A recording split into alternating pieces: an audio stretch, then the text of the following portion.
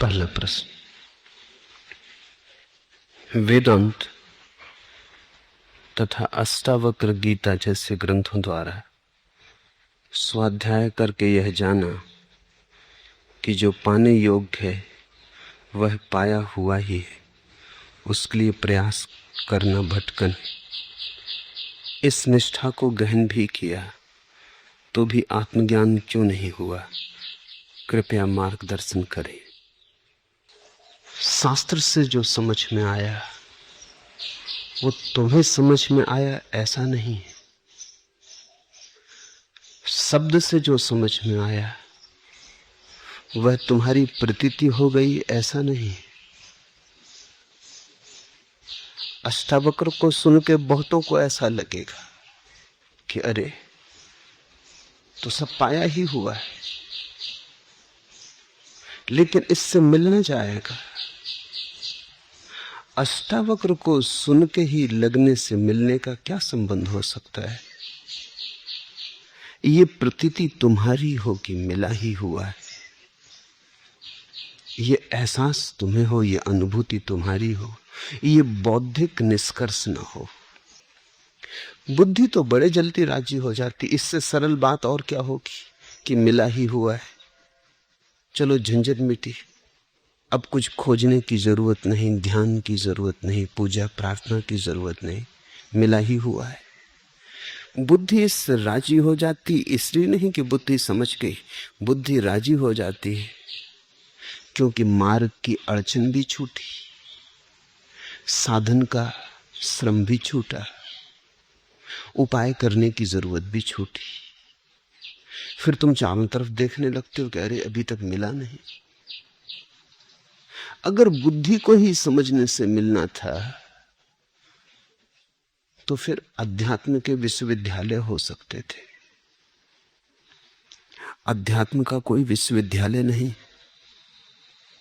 शास्त्र से न मिलेगा, स्वयं की स्वस्फूर्त प्रज्ञा से मिलेगा। अष्टावक्र को सुनो, लेकिन जल्दी मत करना मानने की। तुम्हारा लोभ जल्दी करवा देगा। तुम्हारा लोभ कहेगा ये तो बड़ी सुलभ बात रही, खजाना मिला ही हुआ है, तो चलो पाने की भी उपद्रव मिटा, अब कहीं जाना भी नहीं, अब कुछ करना भी नहीं। यही तो तुम सदा से चाहते थे कि बिना किए मिल जाए।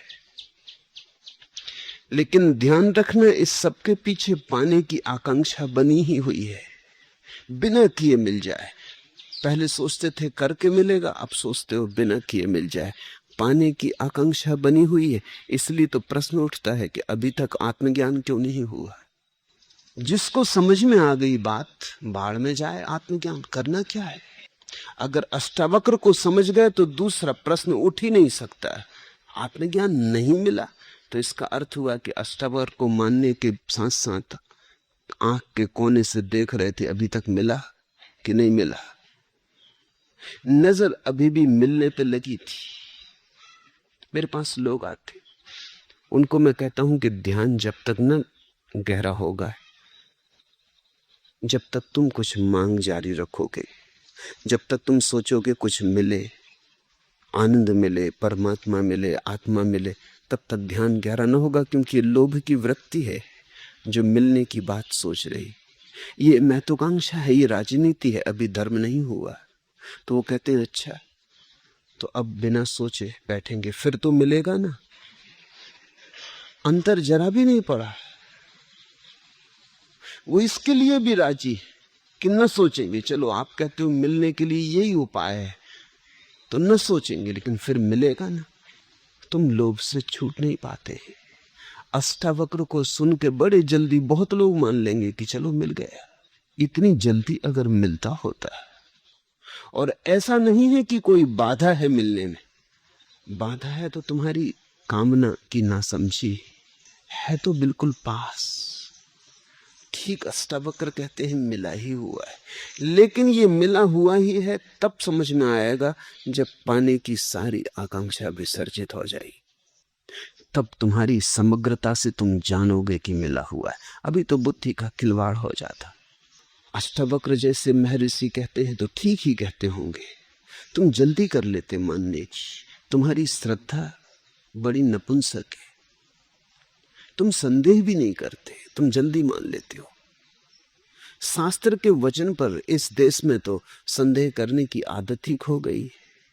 शास्त्र कहते हैं तो ठीक ही कहते हो। मुल्ला नसरुद्दीन एक दिन आया तो एक बड़ी खूबसूरत छतरी लिए हुए था। मैंने पूछा कहाँ मिल गई इतनी खूबसूरत छतरी, यहां तो बनती नहीं। उसने कहा बहन ने भेंट भेजी। मैंने कहा नसरुद्दीन तुम तो सदा कहते रहे कि तुम्हारी कोई बहन ने, वो कहने लगा ये बात तो सच है। तो फिर मैंने कहा ये बहन ने भेंट भेजी। उसने कहा आप न मानो तो इसकी डंडी पे लिखा हुआ है बहन की ओर से भाई को भेंट। एक होटल से निकलने लगा, ये छतरी भी लिखा था। मैंने सोचा वो ना वो बहन हो ही। जब लिखा हुआ है तो मानना ही पड़ता है।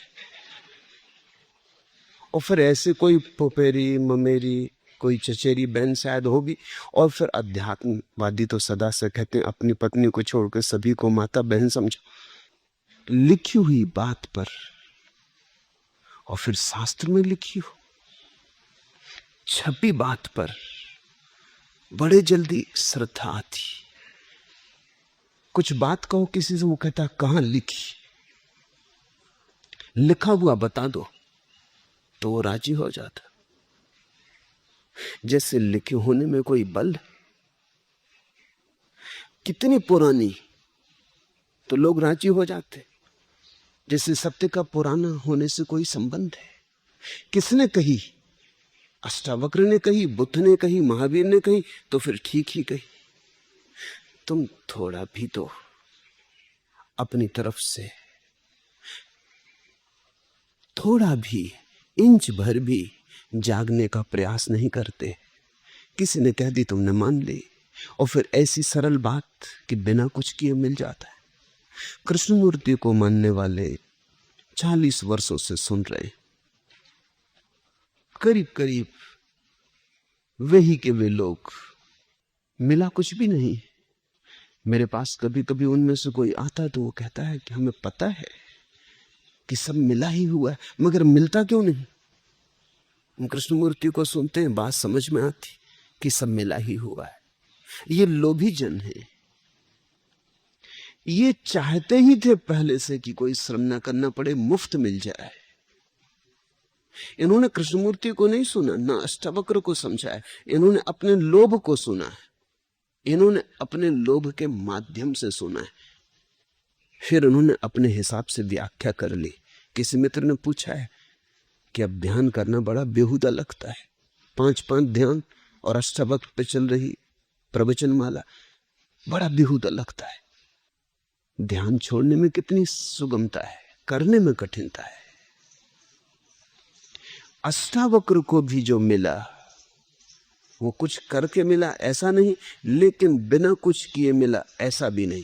अब इसे तुम समझना, ये थोड़ा जटिल मामला है। मैंने तुमसे कहा बुद्ध को मिला जब उन्होंने सब करना छोड़ दिया, लेकिन पहले सब किया। 6 वर्ष तक अथक श्रम किया, सब दांव पे लगा दिया। उस दांव पे लगाने से ही यह अनुभव आया कि करने से कुछ नहीं मिलता। अष्टावक्र को पढ़ने से थोड़ी, नहीं तो अष्टावक्र की गीता बुद्ध के समय में उपलब्ध थी, उन्होंने पढ़ ली होती। 6 साल मेहनत करने की जरूरत ना थी। 6 साल अथक श्रम किया, और श्रम कर करके जाना कि श्रम से तो नहीं मिलता। रत्ती रेखा भी न बची भीतर के, श्रम करने से मिल सकता है। ऐसी कोई वासना भी न बची भीतर, करके देख लिया नहीं मिलता। ये इतना प्रगाढ़ हो गया कि एक दिन इसी प्रगाढ़ता में करना छूट गया, तभी मिल गया। तो मैं तुमसे ये कहना चाहता हूं कि न करने की अवस्था आएगी जब तुम सब कर चुके होगे। जल्दबाजी मत करना, अन्यथा थोड़ा बहुत ध्यान कर रहे हो वो भी छूट जाएगा, थोड़ी बहुत पूजा प्रार्थना में लगे हो वो भी छूट जाएगी। अष्टावक्र तो दूर रहे, तुम जो हो थोड़े बहुत चल रहे थे इसी यात्रा पर, वो भी बंद हो जाएगा। इसके पहले कि कोई रुके, समग्र रूप से दौड़ लेना जरूरी, तो ही दौड़ने से नहीं मिलता। ये बोध प्रगाढ़ होता है। छूटता है एक दिन श्रम, लेकिन केवल बुद्धि के समझने से नहीं, तुम्हारा रोआ रोआ, तुम्हारा कण कण समझ लेता है कि व्यर्थ है। उसी घड़ी मिल जाता है। ठीक कहते हैं अष्टावक्र की अनुष्ठान बंधन, लेकिन जो अनुष्ठान करेगा उसको ही पता चलेगा। मैं तुमसे कह रहा हूं क्योंकि अनुष्ठान किया और पाया कि बंधन है। मैं तुमसे कह रहा हूं क्योंकि साधन किए और पाया कि कोई साधन साध्य तक नहीं पहुंचाते। ध्यान कर कर के पाया कि कोई ध्यान समाधि तक नहीं लाता। लेकिन जब ऐसा करके तुम पाते हो कि कोई ध्यान समाधि तक नहीं लाता, ऐसी तुम्हारी गहन होती अनुभूति एक दिन उस जगह आ जाती, 100 डिग्री पर उबलती, तुम सब दांव पे लगा देते हो, कुछ बचाते नहीं, अपने को पूरा झोंक देते हो आग में। श्रम परिपूर्ण हो जाता है, तपस्या पूरी हो जाती है, साधन पूरा हो जाता है। अब तुमसे कोई अस्तित्व ये मांग नहीं कर सकता है कि तुमने कुछ भी बचाया था, सब लगा दिया। उस दिन उस प्रगाढ़ता में, उस प्रज्वलित चित्त की दशा में अचानक सब भस्मीभूत हो जाता है। सब साधन, सब अनुष्ठान, सब ध्यान, सब तप त्याग। अचानक तुम जाग के पाते हो कि अरे ये तो मिला ही था जिसे मैं खोज रहा था। लेकिन ये अष्टावक्र को पढ़ने से हो जाता होता तो बात बड़ी सुगम थी। अष्टावक्र को पढ़ना क्या कठिन, सूत्र तो बड़े सीधे साफ है। ध्यान रखना, सीधी सरल बातें समझना इस जगत में सबसे कठिन, और कठिनाई तुम्हारे भीतर से आती। तुम चाहते ही थे कि कुछ ना करना पड़े, ध्यान बहुत मुश्किल से लोग करने को राजी होते। अब ये कसौटी है अष्टावक्र की पिता। अष्टावक्र को सुन के भी जो ध्यान करते रहेंगे वही समझे, जो अष्टावक्र को सुन के ध्यान छोड़ देंगे, अष्टावक्र को तो समझे ही नहीं, ध्यान भी गया। अनुष्ठान करके ही पता चलेगा। अनुष्ठान बंधन, ये तो आखिरी दशा है अनुष्ठान करने की। इससे तुम जल्दबाजी मत कर लेना।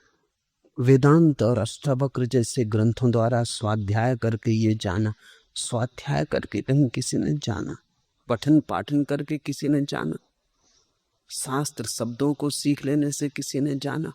ये जानना नहीं, ये जानकारी। जानकारी हुई कहो कि जो पाने योग्य है वो पाया ही हुआ है। अगर जान ही लिया तो बात खत्म हो गई। सूचना मिली, गुदगुदी उठी, लोभ में अंकुर हुआ। लोभ ने कहा अरे हम नाहक मेहनत करते थे, या सब कर कहते बिना किए तो चलो बिना किए बैठ जाए। तो तुम बिना किए बैठ गए। थोड़ी देर में तुम देखने लगे अभी तक घटी नहीं घटना, देर लग रही, बात क्या। और अष्टावक्र कहते अभी तुम घड़ी पे नजर लगाए बैठे, 5 सेकंड निकल गए, 5 मिनट निकल गए, 1 घंटा भी बीता जा रहा है। और अष्टावक्र कहते हैं तत्क्षण, इसी वक्त, एक क्षण की भी विदा होने की जरूरत नहीं। फिर तुम कहने लगे झूठ ही कहते होंगे, श्रद्धा टूट गई। जाना नहीं, जानकारी हुई। जानकारी और जानने के फर्क को सदा याद रखना। जानकारी अर्थात उधार। किसी और ने जाना, उससे सुन के तुम्हें जानकारी हुई, इंफॉर्मेशन, जानकारी। जानना तो अनुभव है। तुम्हारे अतिरिक्त कोई तुम्हारे लिए जान नहीं सकता। ये उधार नहीं हो सकता। मैं जान लूं, इससे तुम्हारे जानने की थोड़ी घटना घटेगी। मेरा जानना मेरा होगा, तुम्हारा जानना तुम्हारा होगा। हाँ, अगर मेरे शब्दों को तुमने संग्रह कर लिया तो वो जानकारी। जानकारी से आदमी पंडित बनता है, प्रज्ञावान है।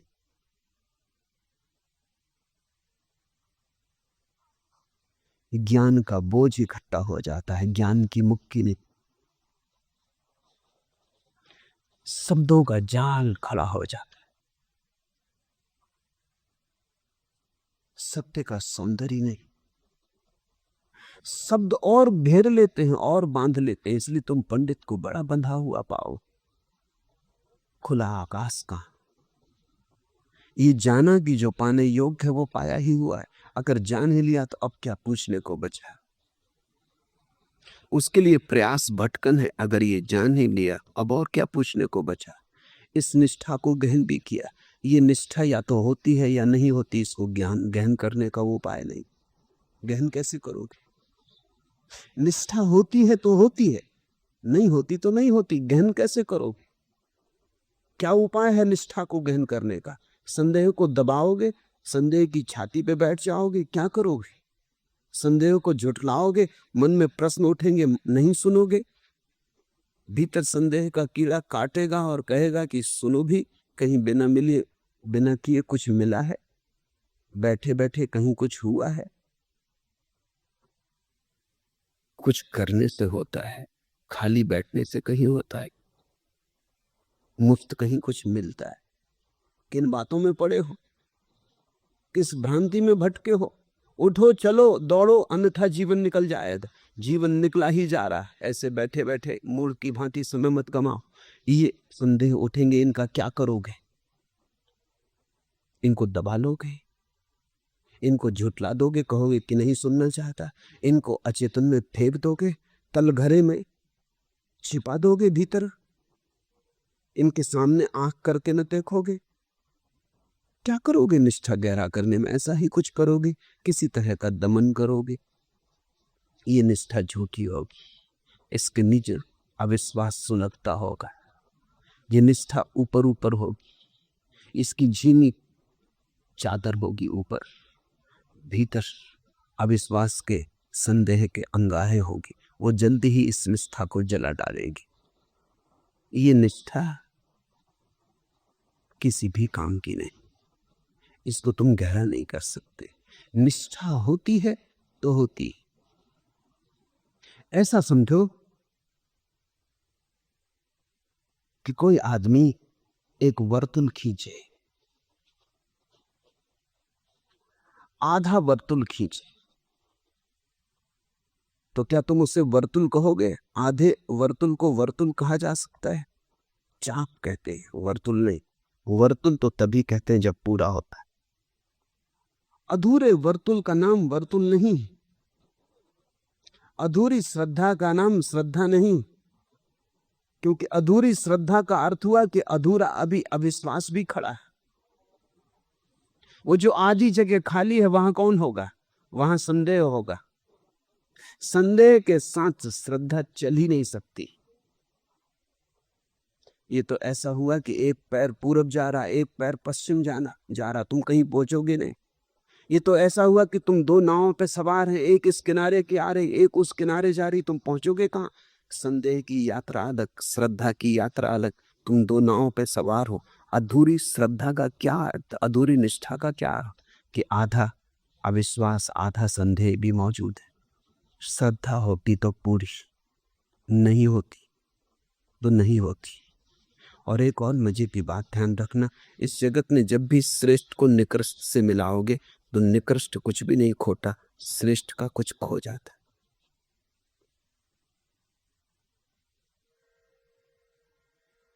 जब भी तुम श्रेष्ठ के साथ निकृष्ट को मिलाओगे तो निकृष्ट की कोई हानि नहीं होती, श्रेष्ठ की हानि हो जाती।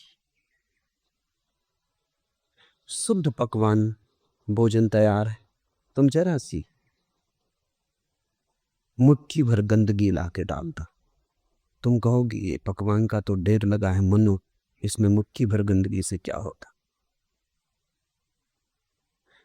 तो मुट्ठी भर गंदगी उस पूरे शुद्ध भोजन को नष्ट कर देगी। वो पूरा शुद्ध भोजन भी मुट्ठी भर गंदगी को नष्ट न कर पाएगा। तुम एक फूल पर पत्थर फेंक दो तो पत्थर का कुछ न बिगड़ेगा, फूल समाप्त हो जाएगा। पत्थर जड़ निकृष्ट है, फूल महिमावान। फूल आकाश का है, पत्थर पृथ्वी का है। फूल काव्य है जीवन का। पत्थर और फूल की टक्कर होगी तो फूल का सब बिगड़ जाएगा, पत्थर का कुछ भी न बिगड़ेगा। एक बूंद जहर पर्याप्त है। तो ध्यान रखना, संदेह निकृष्ट है। श्रद्धा के फूल के साथ अगर संदेह का पत्थर भी पड़ा है तो फूल दबेगा और मर जाएगा, हत्या हो जाएगी फूल की। तुम ये मत सोचना कि श्रद्धा पत्थर को बदल लेगी, पत्थर फूल को नष्ट कर देगा। निष्ठा या तो होती है या नहीं होती, इसमें दो मत नहीं है। होती है तो सारे जीवन को घेर लेती, रोए रोए को व्याप्त कर लेती। निष्ठा व्यापक है फिर, पर ऐसी निष्ठा शास्त्र से नहीं मिलती, न मिल सकती। ऐसी निष्ठा जीवंत अनुभव से मिलती। जीवन के शास्त्र को पढ़ोगे तो मिलेगी, अष्टावक्र को पढ़ने से नहीं। अष्टावक्र को समझ लो, उस समझ को ज्ञान मत समझ लेना। अष्टावक्र को समझ के अपने भीतर संभाल के एक कोने में रख दो। एक कसौटी मिली, ज्ञान नहीं मिला, एक कसौटी मिली। अब जब तुम्हें ज्ञान मिलेगा तब अष्टावक्र की कसौटी पे उसे कसने में तुम्हें सुविधा हो जाएगी। कसौटी सोना नहीं। तुम जाते हो एक सुनार के पास, देखते हो रखा है काला पत्थर कसौटी का, वो काला पत्थर सोना नहीं है। जब सोना मिलता है तो सुनार उस काले पत्थर पे घिस के देख लेता है कि सोना सोना है या नहीं है। अष्टावक्र की बात को समझ के कसौटी की तरह संभाल के रख लो, गांठ बांध लो। जब तुम्हारे जीवन का अनुभव आएगा तो कस लेना। अष्टावक्र की कसौटी उस वक्त काम आएगी, तुम जान पाओगे कि जो हुआ वो क्या हुआ। तुम्हारे पास समझने को भाषा होगी, तुम्हारे पास समझने को उपाय होगा। अष्टावक्र तुम्हारे गवाह होंगे। मैं शास्त्रों को इसी अर्थ में लेता हूं। शास्त्र गवाह है, अनजाना है मार्ग सत्य का। उस अनजाने मार्ग पर तुम्हें कुछ गवाहियां चाहिए। तुम जब पहली दफे स्वयं सत्य के सामने आओगे, सत्य इतना विराट होगा तुम कपोगे, समझ ना पाओगे, तुम जड़मूल से कब जाओगे। बहुत डर है कि तुम पागल हो जाओ। थोड़ा सोचो तो कि एक आदमी जो जन्मों जन्मों से किसी खजाने को खोज रहा था, एक दिन अचानक पाए कि खजाना वहीं गड़ा है जहां वो खड़ा है, वो पागल नहीं हो जाएगा। ये जन्मों जन्मों की खोज व्यर्थ गई और खजाना यहीं गड़ा था जहां मैं खड़ा हूं। तुम थोड़ा सोचो, उस आदमी पे ये आघात बड़ा हो जाए तो इतने दिन में व्यर्थ जिया, तो ये सारा अनंत काल तक जीना एक निरर्थक चेष्टा थी, एक दुख स्वप्न था जिसे मैं खोज रहा था, वो भीतर पड़ा था। क्या ऐसी चोट में संघात में आदमी पागल न हो जाए। उस वक्त अष्टावक्र की मधुर वाणी शीतल करेगी। उस वक्त वेदांत, बुद्ध के वचन, उपनिषद, बाइबल, कुरान तुम्हारे साक्षी होकर खड़े हो जाएंगे। उनकी उपस्थिति में जो नया तुम्हें घट रहा है तुम उसे समझने में सफल हो पाओगे, अन्यथा अकेले में बड़ी मुश्किल हो जाएगी। शास्त्रों पर मैं बोल रहा हूं इसलिए नहीं कि शास्त्रों को सुन के तुम ज्ञानी हो जाओगे, इसलिए बोल रहा हूं कि ध्यान के मार्ग पर चले हो, आज नहीं कल घटना घटेगी, घटनी ही चाहिए। जब घटना घटे तो ऐसा ना हो कि सोना सामने हो और तुम समझ भी ना पाओ। कसौटी तुम्हें दे रहा हूं, इन कसौटियों पर कस लेना। अष्टावक्र शुद्धतम कसौटी है। अष्टावक्र पर निष्ठा नहीं करनी है, अष्टावक्र की कसौटी का उपयोग करना है स्वयं के अनुभव पर। अष्टावक्र को गवाही बनाना है। जीसस ने कहा है अपने शिष्यों से कि जब तुम पहुंचोगे मैं तुम्हारा गवाह रहूंगा। शिष्य को तो फिर भी गलत समझे। शिष्य तो समझे कि हम जब मरेंगे और परमात्मा के स्वर्ग में पहुंचेंगे तो जीसस हमारी गवाही देंगे कि ये मेरे शिष्य हैं, इन्हें भीतर आने दो, ये अपने वाले ईसाई है, इनके साथ थोड़ी विशेष अनुकंपा करो, इन पर प्रसाद ज्यादा हो। लेकिन जीसस का मतलब बहुत और था। जीसस ने कहा कि जब तुम पहुंचोगे मैं तुम्हारी गवाही होऊंगा। इसका ये मतलब नहीं कि जीसस वहां खड़े होंगे, लेकिन जीसस ने जो कहा है वो कसौटी की तरह पड़ा रहेगा। जब तुम्हारा अनुभव होगा झट तुम उसे कस लोगे और गुत्थी सुलझ जाएगी। अन्यथा असत्य में भटके हो इतने दिन तक कि तुम्हारी आंखें असत्य की आदी हो गई। सत्य का आघात कहीं तुम्हें तोड़ ना दे, विक्षिप्त न कर दे। इसे याद रखना, सत्य के बहुत खोजी पागल हो गए। सत्य के बहुत खोजी ठीक उस दशा के करीब जब परमहंस होने को होते हैं तभी पागल हो जाते हैं, विक्षिप्त हो जाते हैं, क्योंकि घटना इतनी बड़ी है, अविश्वसनीय है, भरोसे योग्य नहीं है। जैसे पूरा आकाश टूट पड़े तुम पर, छोटा तुम्हारा पात्र है और विराट तुम्हारे पात्र पर बरस जाए, तुम अस्त व्यस्त हो जाओ, तुम संभाल ना पाओ।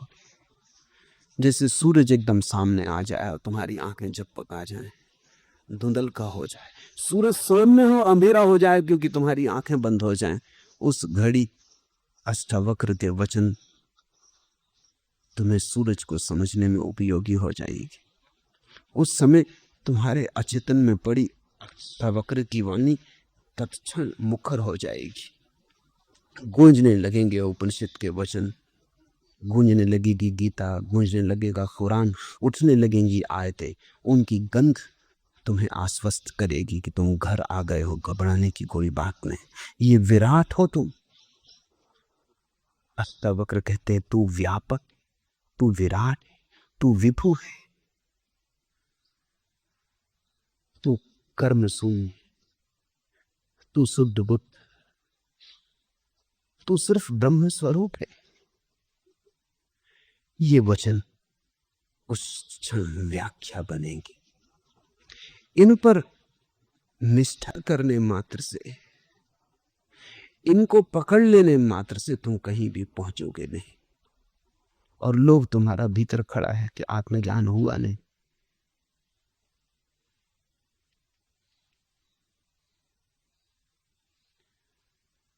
वासना को बांधने को तुमड़ी जो स्वरदार बिछाती है, आह उसी में कैसी एकांत निबड़ वासना थरथराती। सुनो फिर, वासना को बांधने को तुमड़ी जो स्वरतार बिछाती, आह उसी में कैसी एकांत निगड़ वासना थरथराती। तभी तो सांप की कुंडली हिलती नहीं, फन डोलता है।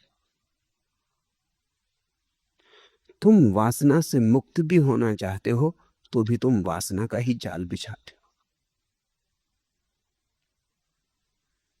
तुम परम शुद्ध बुद्ध होना चाहते हो तो भी लोभ के माध्यम से, तो भी वासना ही थरथराती है। आह उसी में कैसी एकांत निबड़ वासना थरथराती। वासना को बांधने को तुमड़ी जो स्वरतार बिछाती।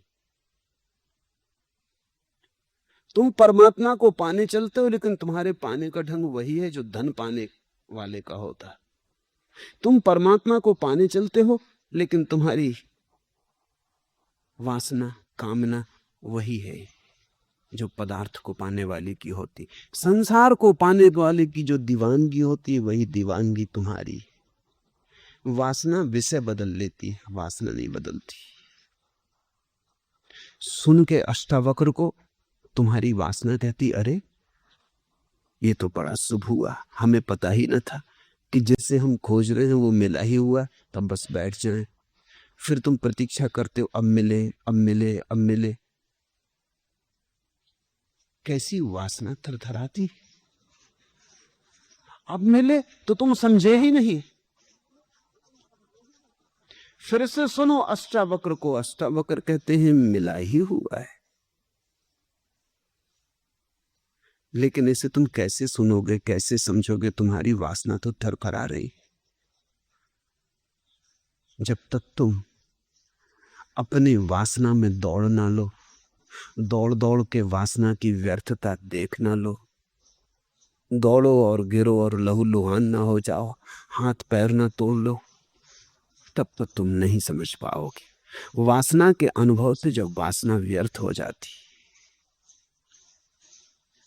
थक के गिर जाती और टूट जाती, उस निर्वासना के क्षण में तुम समझ पाओगे कि जिसे तुम खोजते हो वो मिला ही हुआ है। अन्यथा तुम तोते हो जाओगे। इससे कोई फर्क नहीं पड़ता कि तुम हिंदू तोते हो कि मुसलमान की, ईसाई की, जैन की, बौद्ध, इससे कुछ फर्क नहीं पड़ता। तोते यानी तोते। तोते को तुम चाहो तो बाइबल लटा दो, और तोते को तुम चाहो तो बीता रटा दो, तोता तोता है, वो रट के दोहराने लगेगा। मुंदर के भीतर वे सब धुले पुछे, उघड़े अवलिप्त, खुले गले से मुखर स्वरों में अति प्रगल्भ गाते जाते थे राम नाम। भीतर सब गूंगे बहरे अर्थहीन जलपक, निर्बोध अयायने नाटे, बाहर पर बाहर जितने बच्चे उतने ही बड़ बोले। मंदिरों में देखो, मंदिर के भीतर वे सब धुले पुछे, उघड़े अवलिप्त। कैसे लोग निर्दोष मालूम पड़ते हैं मंदिर में। उन्हीं शकलों को बाजार में देखो, उन्हीं को मंदिर में देखो, मंदिर में उनका आवरण भिन्न मालूम होता है। खुले गले से मुखर स्वरों से अति प्रगल्भ गाते जाते थे राम नाम। देखा तुमने माला लिए किसी को राम नाम जपते, राम चदरिया ओढ़े, चंदन तिलक लगाए, कैसी शुभ्र लगती प्रतिमा। इन्हीं सज्जन को बाजार में देखो, भीड़ भाड़ में देखो, पहचान भी ना पाओगे। लोगों के चेहरे अलग अलग हैं, बाजार में एक चेहरा ओढ़ लेते, मंदिर में एक चेहरा ओढ़ लेते। अति प्रगल्भ गाते जाते थे राम नाम। भीतर सब गूंगे बहरे अर्थहीन जलपक, निर्बोध अयाने नाटे, पर बाहर जितने बच्चे उतने ही बड़ बोले। जानकारी तुम्हें तोता बना सकती, बड़ बोला बना सकती। जानकारी तुम्हें धार्मिक होने की भ्रांति दे सकती, धोखा दे सकती, लेकिन ज्ञान उसे मत मान लेना। और जानकारी के आधार पर तुम जो निष्ठा संभालोगे, वो निष्ठा संदेह के ऊपर बैठी होगी, संदेह के कंधे पर सवार होगी। वो निष्ठा कहीं सत्य के द्वार तक ले जाने वाली नहीं। उस निष्ठा पर बहुत भरोसा मत कर, वो निष्ठा दो कौड़ी की है। निष्ठा आनी चाहिए स्वानुभव से, निष्ठा आनी चाहिए शुद्ध निर्विकार स्वयं की ध्यान अवस्था से।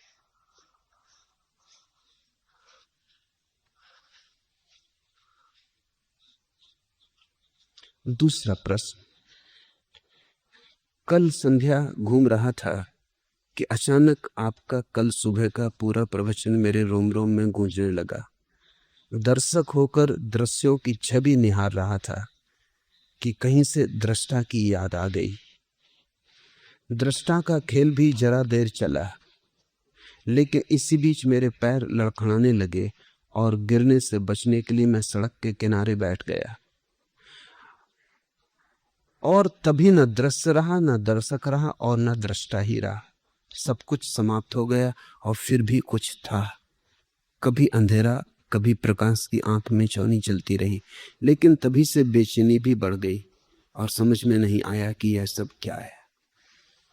यही मैं तुमसे कह रहा हूं, अगर सत्य की थोड़ी सी झलक भी तुम्हारे पास आएगी तो तुम बेचैन हो जाओगे। तुम समझ ना पाओगे ये क्या है। न समझ पाए कि क्या है तो गहन अशांति पकड़ लेगी, विक्षिप्तता भी पकड़ सकती है।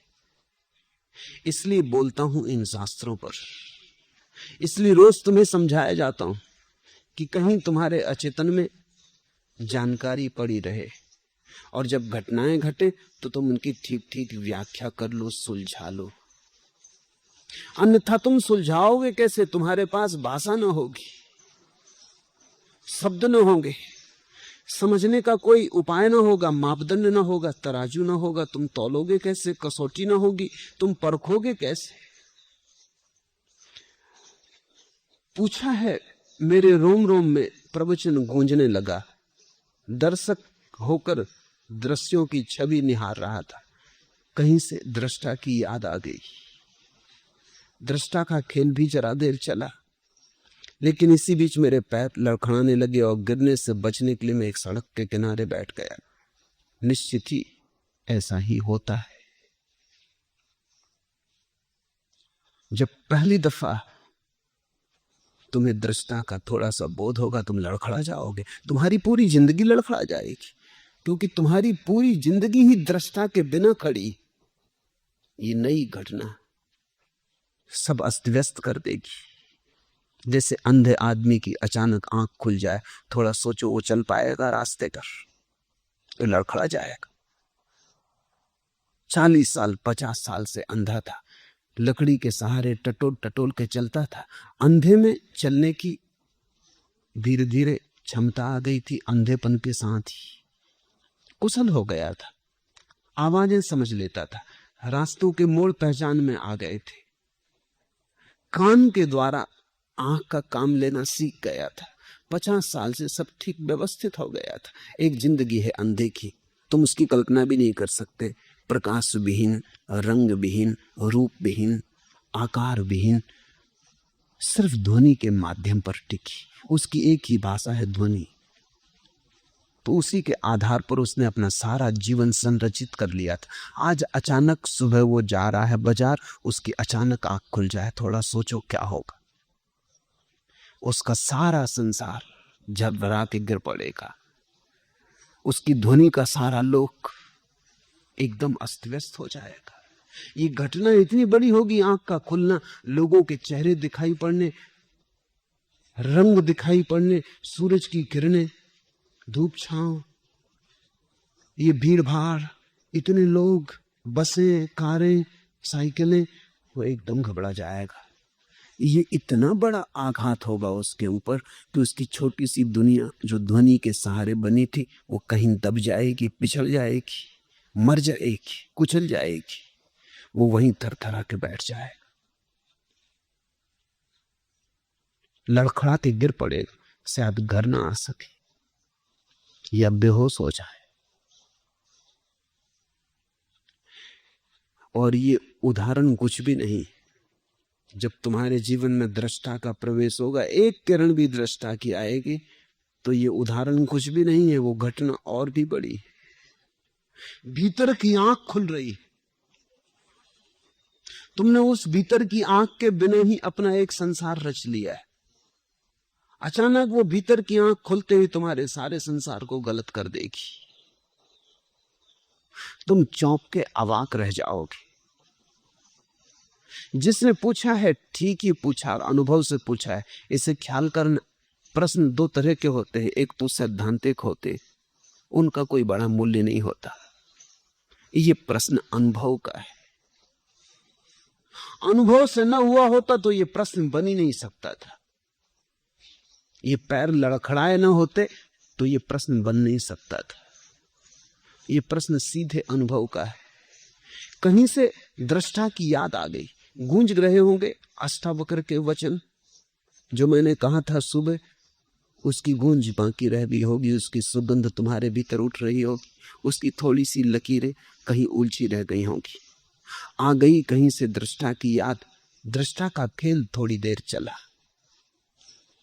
शायद क्षण भर ही चला हो।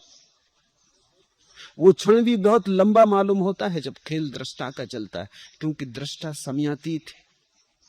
यहां घड़ी में क्षण बीतता है, वहां दृष्टा होने में ऐसा लग सकता है कि सदियां बीत गई।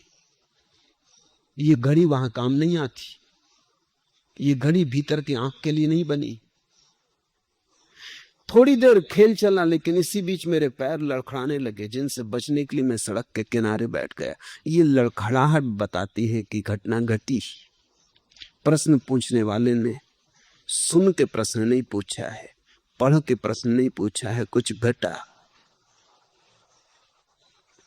और तभी न दृश्य रहा, न दर्शक रहा, न दृष्टा रहा। उस लड़खड़ाहट में सब बिखर गया, सब खो गया। ऐसी घड़ी में ही कभी विक्षिप्तता आ सकती है अगर धीरे धीरे अभ्यास ना हो। अगर रत्ती रत्ती हम इसको आत्मसात न करते चलें और ये एकदम से फूट पड़े तो विस्फोट हो सकता है। सब कुछ समाप्त हो गया और फिर भी कुछ था, निश्चित कुछ था। वस्तुतः पहली दफा सब कुछ था। तुम्हारा सब कुछ समाप्त हो गया। तुमने जो बना ली थी अपनी छोटी सी घास फूस की कुटिया, वो गिर गई। आकाश था, चांद तारे थे, परमात्मा ही बचा। तुमने जो बना ली थी सीमाएं रेखाएं, वो खो गई, निरभ्र आकाश बचा। तुमने जो छोटे से में रहने का अभ्यास कर लिया था, वो लड़खड़ा गया। उसी के लड़खड़ाहट में तुम भी घबरा के किनारे बैठ गए। निश्चित कुछ था, लेकिन जिसको यह अनुभव हुआ अवाक कर गया, वो पकड़ नहीं पाया क्या था, कौन था। तुम्हें ख्याल है कभी कभी ऐसा होता, सुबह अचानक कोई तुम्हें जगा दे, जब तुम गहरी नींद में सोए थे, 5 बजे हो, तुम गहरी नींद में थे, रात की सबसे गहरी घड़ी थी, कोई अचानक जगा दे, कोई शोरगुल हो जाए, रास्ते पे कोई बम फूट जाए, कोई कार टकरा जाए द्वार पर, कोई शोरगुल हो जाए, तुम अचानक से जग जाओ, अचानक नींद से एकदम होश में आ जाओ, नींद की गहराई से तीर की तरह आ जाओ। साधारणतः हम जब आते हैं नींद की गहराई से तो धीरे धीरे आते, पहले गहरी नींद छूटती है, फिर धीरे धीरे सपने तैरना शुरू होते, फिर सपनों में हम थोड़ी देर रहते हैं, इसलिए तुम्हें सुबह के सपने याद रहते हैं, रात के सपने तुम्हें याद नहीं रहते, क्योंकि सुबह के सपने बहुत हल्के होते और नींद और जागरण के ठीक मध्य में होते, फिर धीरे धीरे सपने हटते, फिर अधूरी अधूरी टूटी सी नींद होती, फिर धूप छांव की आंख में चोनी चलती थोड़ी देर, क्षण भर को लगता है जागे, क्षण भर को फिर नींद में हो जाते, करवट बदल लेते, करवट बदलते तब लगता है जागे हैं, बीच में आवाज भी सुनाई जाती कि पत्नी चाय बनाने लगी, कि बर्तन गिर गया, कि दूध वाला आ गया, कि राह से कोई गुजर रहा, कि नौकरानी ने दस्तक दी, कि बच्चे स्कूल जाने की तैयारी करने लगे। फिर करवट लेके फिर तुम एक गहराई में डुबकी लगा जाते, ऐसा धीरे धीरे धीरे धीरे सतह पर आते, फिर तुम आंख खोलते हो। लेकिन अगर कभी कोई अचानक घटना घट जाए तो तुम तीर की तरह गहराई से सीधे जागरण में आ जाते हो। आंख खोल के तुम्हें लगेगा अचानक तुम कहाँ हो, कौन, एक क्षण को कुछ समझ में ना आएगा। ऐसा तुम्हें सबको हुआ होगा कभी किसी घड़ी में, कौन हूं, नाम पता भी याद नहीं आता, कहां हूं ये भी समझ में नहीं आता, जैसे किसी अजनबी दुनिया में अचानक आ गए। ये क्षण भरी रहती है बात, फिर तुम समझ जाते हो, क्योंकि ये धक्का कोई बहुत बड़ा धक्का नहीं है, और फिर इसके तुम अभ्यासी हो, रोज ही ये होता है। रोज सुबह तुम उठते हो, सपने की दुनिया से वापस जागृत की दुनिया में लौटते हो, ये अभ्यास पुराना है, फिर भी कभी कभी अचानक हो जाए तो चौंका जाता है, घबरा जाता है। असली जागरण जब घटता है तो तुम बिल्कुल ही अवाक रह जाओगे, तुम्हें कुछ समझ में ना आएगा क्या हो रहा है, सब सन्नाटा और शून्य हो जाएगा। लेकिन ठीक हुआ, न दृष्टा रहा, न दर्शक, न दृश्य, सब कुछ समाप्त हो गया, फिर भी कुछ था। इस कुछ को ही तुम व्याख्या कर सको, इसलिए इतने शास्त्रों पर मैं बोल रहा हूं, इस कुछ की ही तुम व्याख्या करने में समर्थ हो जाओ, इस कुछ को तुम अर्थ दे सको, इस कुछ की तुम प्रतिभिज्ञा कर सको, परिभाषा कर सको, नहीं तो ये कुछ तुम्हें डुबा लेगा, तुम बाढ़ में बह जाओगे। तुम्हारे पास खड़े होने को कोई जगह रहे, इसलिए इतनी बातें कह रहा हूं।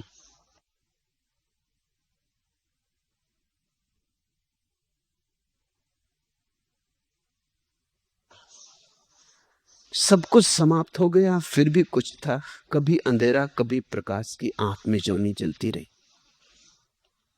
लेकिन तभी से बेचैनी बढ़ गई है और समझ में नहीं आता कि यह सब क्या था। जो मैं कहता हूं उसे संभाले जाओ, उसकी मंजूसा बनाओ, उसे ज्ञान मत समझना, जानकारी ही समझना, समझपूर्वक उसके मंजूसा बनाओ।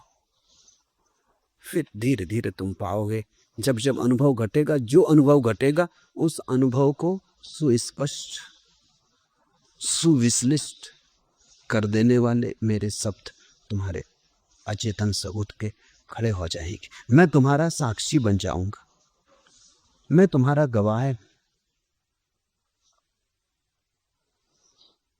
लेकिन अगर सुनते वक्त तुम मेरे साथ विवाद कर रहे हो तो फिर मैं तुम्हारा गवाह न बन सकूंगा। अगर सुनते वक्त तुम मुझसे किसी तरह का आंतरिक संघर्ष कर रहे हो, तर्क कर रहे हो, अगर सुनते वक्त तुम मुझे सहानुभूति प्रेम से नहीं सुन रहे हो, विवाद कर रहे हो, तो मैं तुम्हारा गवाह न बन सकूंगा। क्योंकि फिर तुम जो अपनी मंजूसा में रखोगे वो मेरा नहीं होगा, तुम्हारा ही होगा।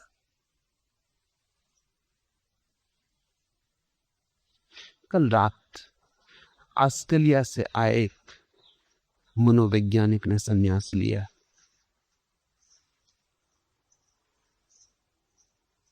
उस मनोवैज्ञानिक को मैंने कहा कि तुम संन्यास न लो तो भी तुम्हारा स्वागत है, लेकिन तब तुम मेरे अतिथि ना रहोगे। स्वागत तो तुम्हारा है।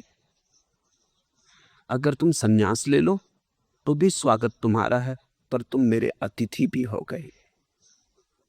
मुझसे लोग पूछते हैं अगर हम संन्यास ना ले तो क्या आपका प्रेम हम पर कम रहेगा? मेरा प्रेम तुम पर पूरा रहेगा। स्वागत, लेकिन संन्यास लेते ही तुम अतिथि भी हो गए। और बड़ा फर्क है। बिना संन्यास लिए तुम सुन रहे हो दूरी से, संन्यास लेकर हम पास आ गए। बिना संन्यास लिए तुम सुन रहे हो, अपनी बुद्धि से विश्लेषण कर रहे हो, तुम छांट रहे हो मैं जो कह रहा हूं। उसमें तो तुम्हें मन भाता है वो रख लेते हो, जो मन नहीं भाता वो छोड़ देते हो। और संभावना इसकी है कि जो तुम्हें मन नहीं भाता वही काम पड़ने वाला है, क्योंकि तुम्हें जो मन भाता है वो तुम्हें बदल नहीं सकता। तुम्हें मन भाता है उसका अर्थ है तुम्हारे अतीत से मेल खाता है। जो तुम्हारे अतीत से मेल नहीं खाता वही तुम्हारे भीतर क्रांति की किरण बनेगा। जो तुमसे मेल नहीं खाता वही तुम्हें रूपांतरित करेगा। जो तुमसे बिल्कुल मेल खा जाता है वो तुम्हें मजबूत करेगा, रूपांतरित नहीं करेगा। तो तुम चुन रहे हो, तुम सोचते हो तुम बुद्धिमान हो। बुद्धिमान कभी कभी बड़ी नासमझियां करते, वो चुन रहे हैं, बैठे वो चुनते रहते हैं। अपने मतलब का जो वो संभाल लेंगे, जो अपने मतलब का नहीं उससे हमें क्या लेना देना। लेकिन मैं तुमसे फिर कहता हूं, जो तुम्हें लगता है तुम्हारे मतलब का नहीं वही किसी दिन तुम्हारे काम पड़ेगा। आज तुम्हारे पास उसमें समझने का भी कोई उपाय नहीं, क्योंकि तुम्हारे पास उसका कोई अनुभव नहीं। फिर भी मैं कहता हूं संभाल के रख लो। किसी दिन अनुभव जब आएगा तो अचानक तुम्हारे अचेतन से उठेगी बात और हल कर जाएगी। तब तुम अवाक न रहोगे, तब तुम्हारा विस्मय तुम्हें तोड़ नहीं देगा, और तब तुम घबरा न जाओगे और बेचैनी न होगी।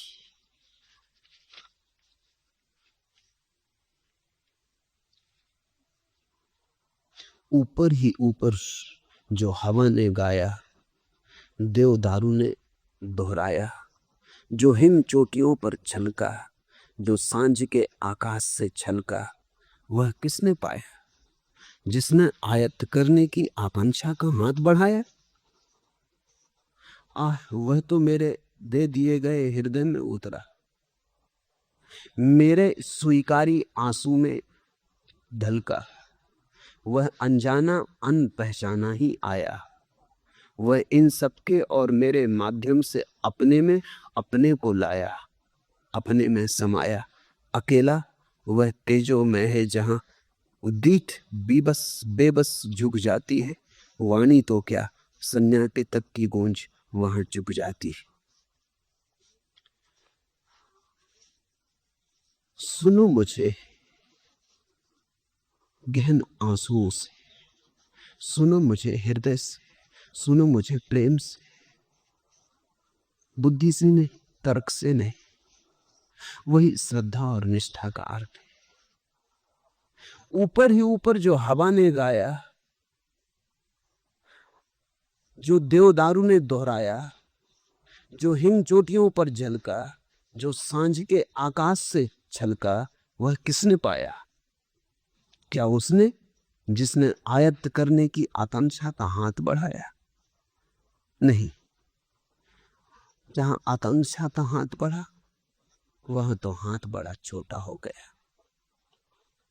आकांक्षा के हाथ में तो भिक्षा ही समाती है, साम्राज्य नहीं समाते।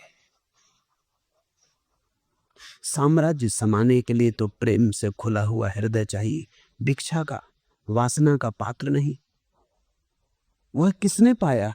जिसने आयत्त करने की आकांक्षा का हाथ बढ़ाया।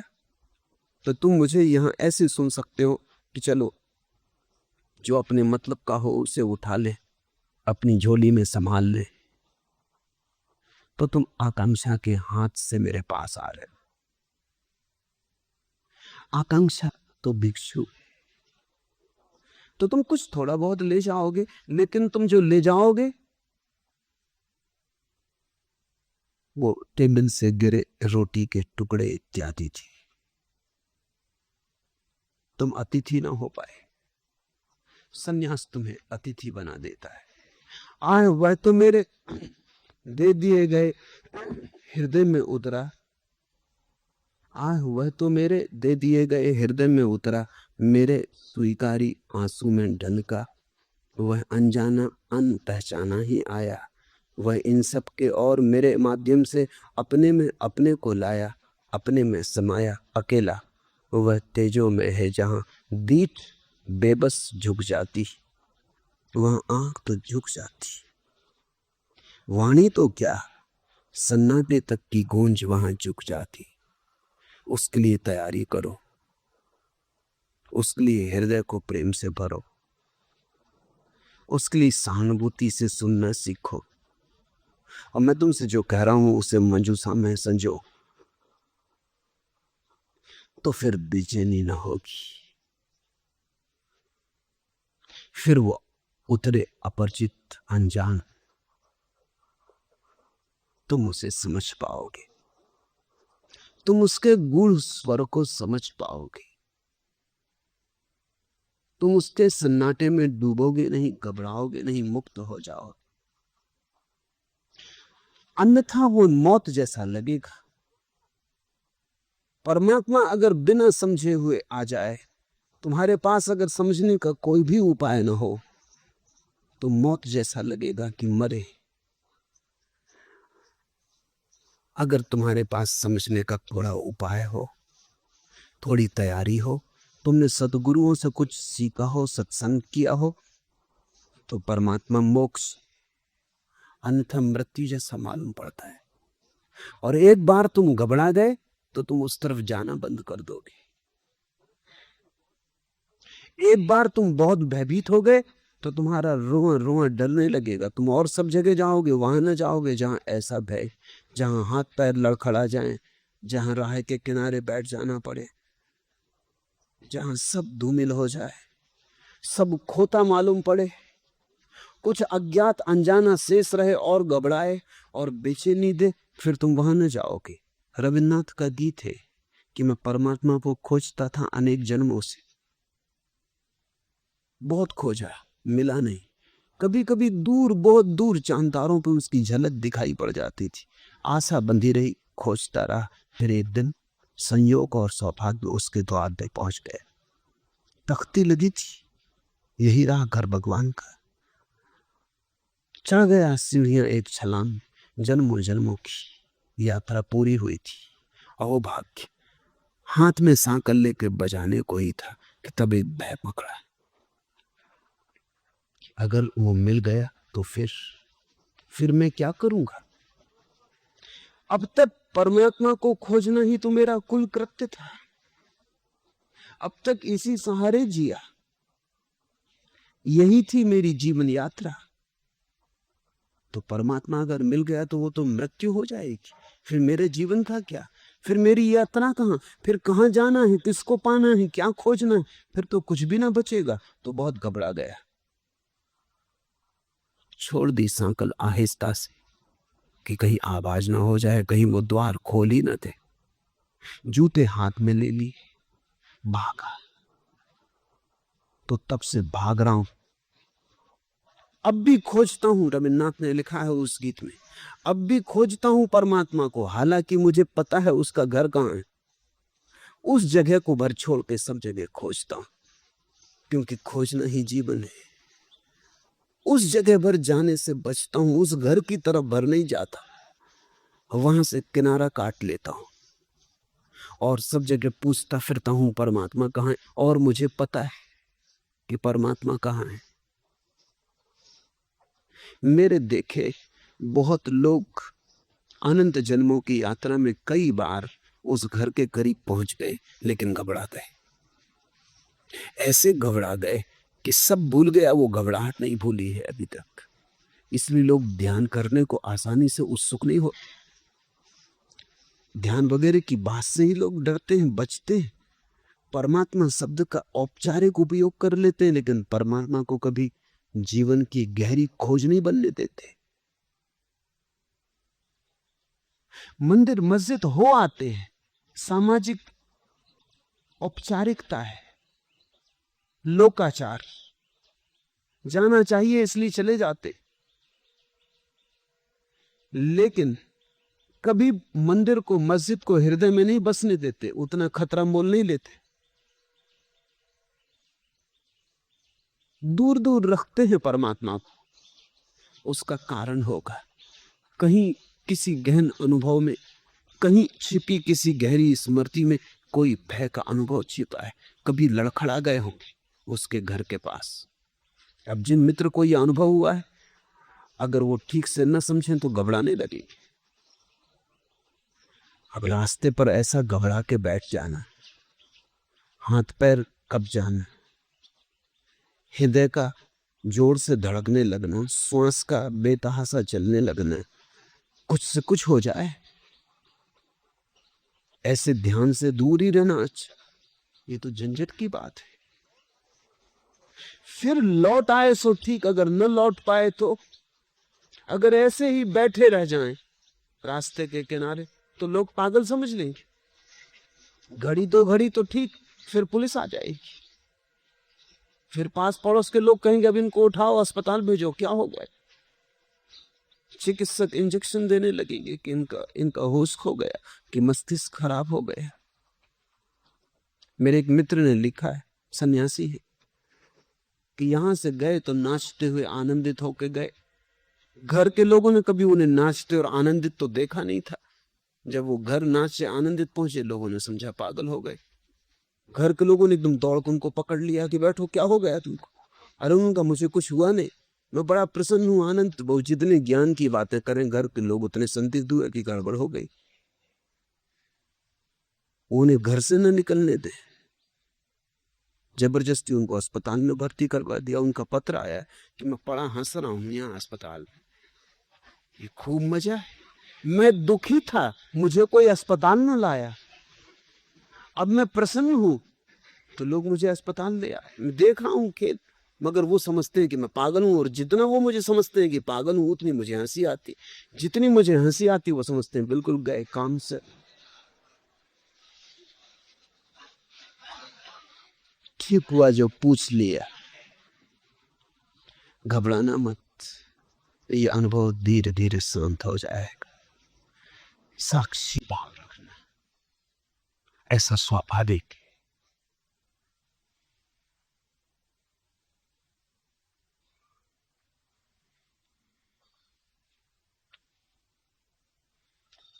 चौथा प्रश्न, हम ईश्वर अंश हैं और अविनाशी भी। कृपया बताएं कि यह अंश मूल से कब, क्यों और कैसे बिछड़ा, और अंश का मूल से पुनर्मिलन, कभी न बिछड़ने वाला मिलना संभव है या नहीं। यदि संभव है तो अंश को मूल में मिला देने की कृपा करें कि बार बार इस कोलाहल में आके भयभीत न होना पड़े।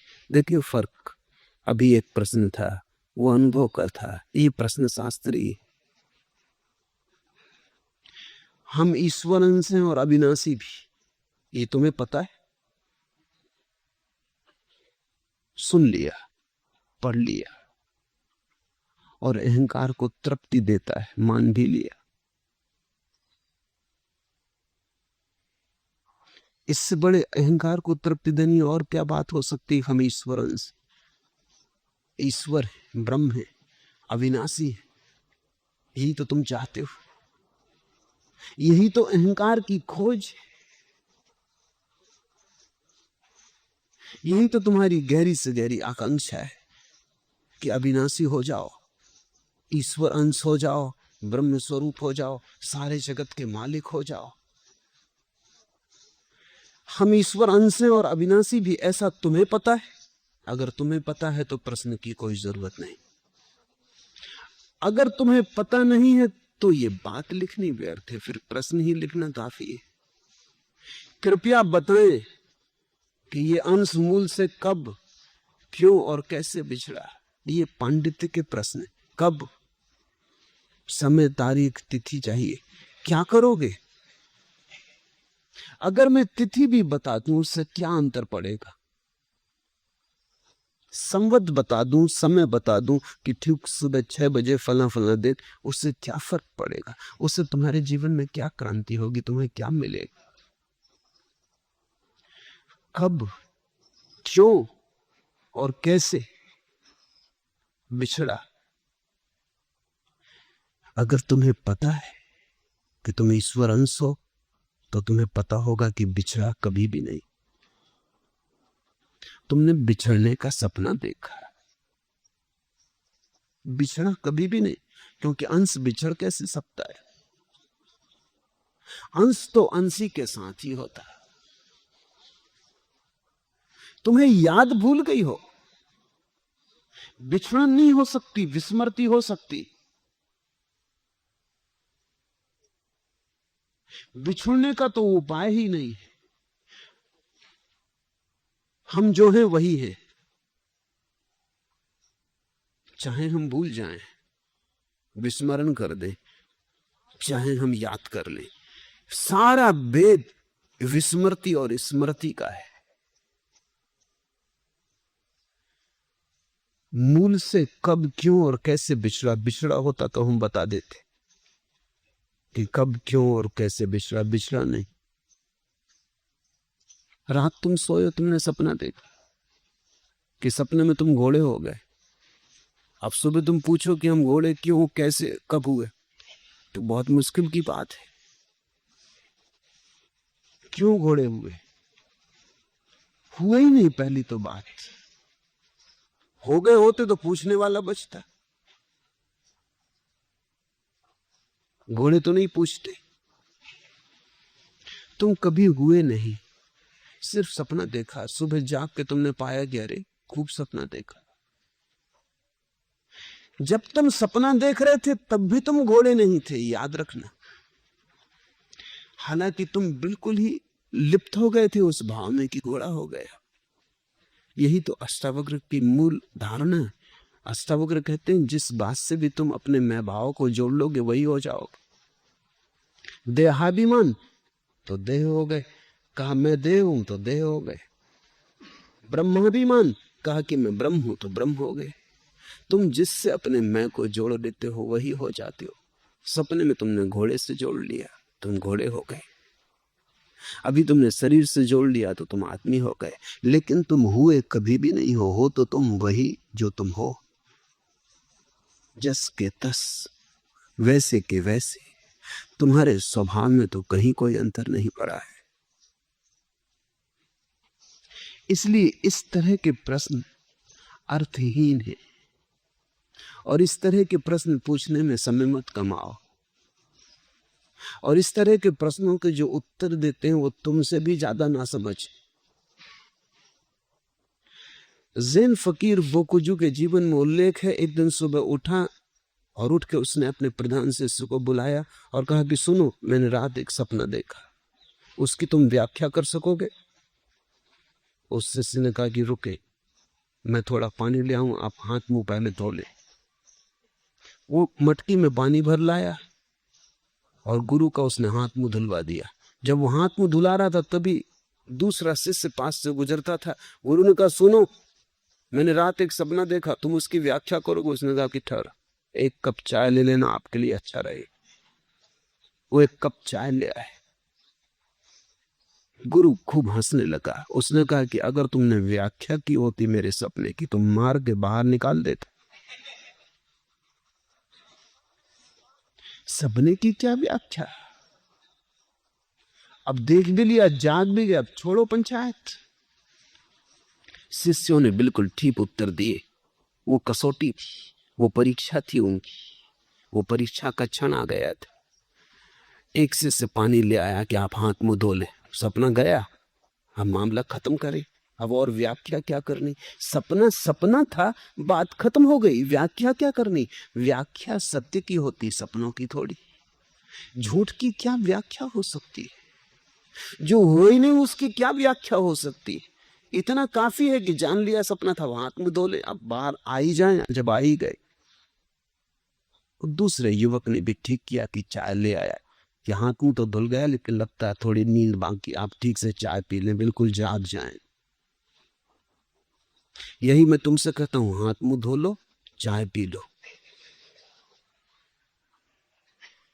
तुम कभी अलग हुए नहीं, अलग होने का कोई उपाय नहीं। फिर पूछते हैं, अंश का मूल से पुनर्मिलन, कभी ना बिछड़ने वाला मिलन संभव है या नहीं? जब तुम बिछड़े ही नहीं तो मिलन की बात ही बकवास है।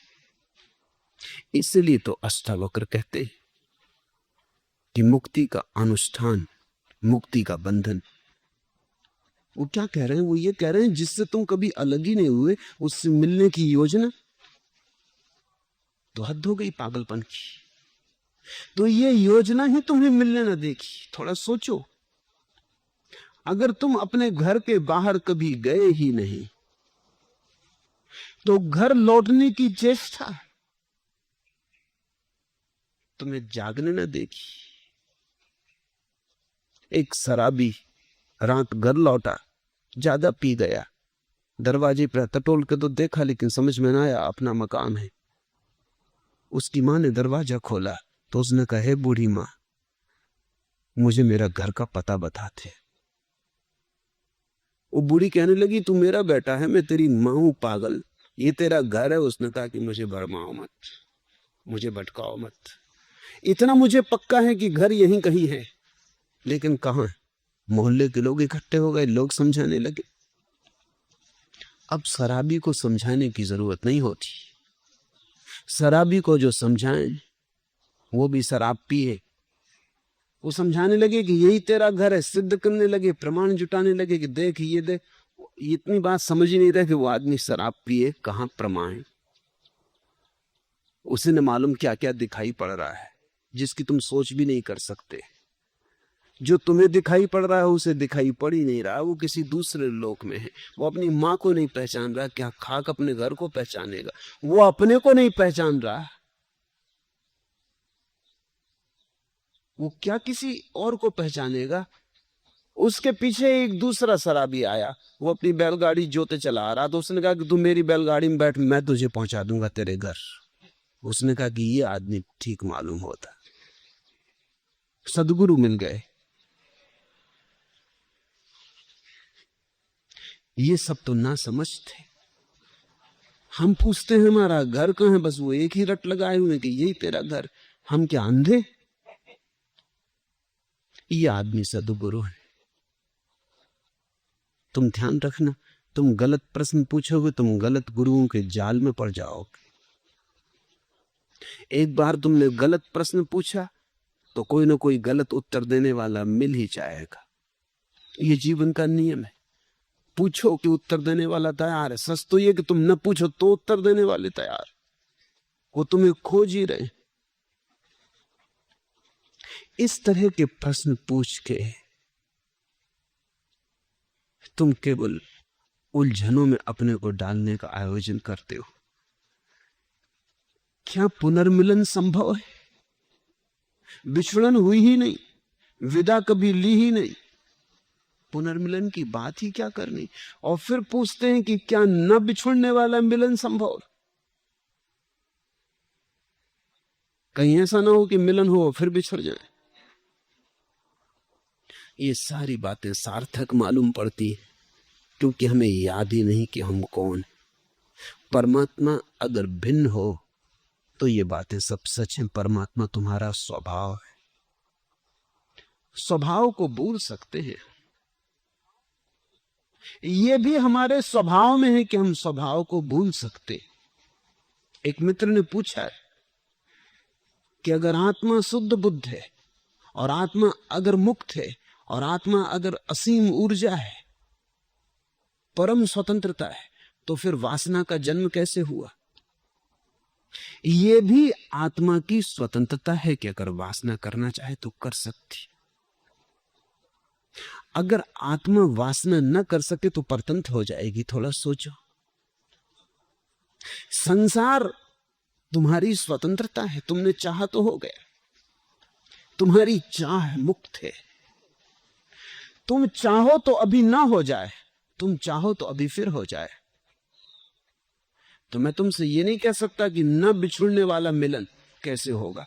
बिछड़न तो कभी हुई नहीं है, लेकिन आत्मा की ये परम स्वतंत्रता है कि वो जब चाहे जिस चीज को भूल जाए और जिस चीज को चाहे याद कर ले। अगर आत्मा की ये संभावना न हो तो आत्मा सीमित हो जाएगी, उसकी मुक्ति बंधित हो जाएगी, उस पर आरोपण हो जाएगा, उपाधि हो जाएगी। पश्चिम में एक विचारक हुआ डिडरो, उसने सिद्ध किया है कि ईश्वर पूर्ण शक्तिमान नहीं, सर्वशक्तिमान नहीं। उसने तर्क जो दिए हैं वो ऐसे हैं कि लगेगा कि बात ठीक कह रहा। जैसे वो कहता है, क्या ईश्वर 2 और 2 के जोड़ से 5 बना सकता है? अब तो भी अड़चन मालूम होती है कि 2 और 2 से 5 ईश्वर भी कैसे बनाएगा? तो फिर सर्वशक्तिमान कैसा? 2 और 2 4 ही होंगे। क्या ईश्वर एक त्रिकोण में 4 कोण बना सकता? कैसे बनाएगा? 4 कोण बनाएगा तो वो त्रिकोण नहीं रहा, त्रिकोण रहेगा तो 4 कोण बन नहीं सकते उसमें, तो सीमित हो गया ईश्वर।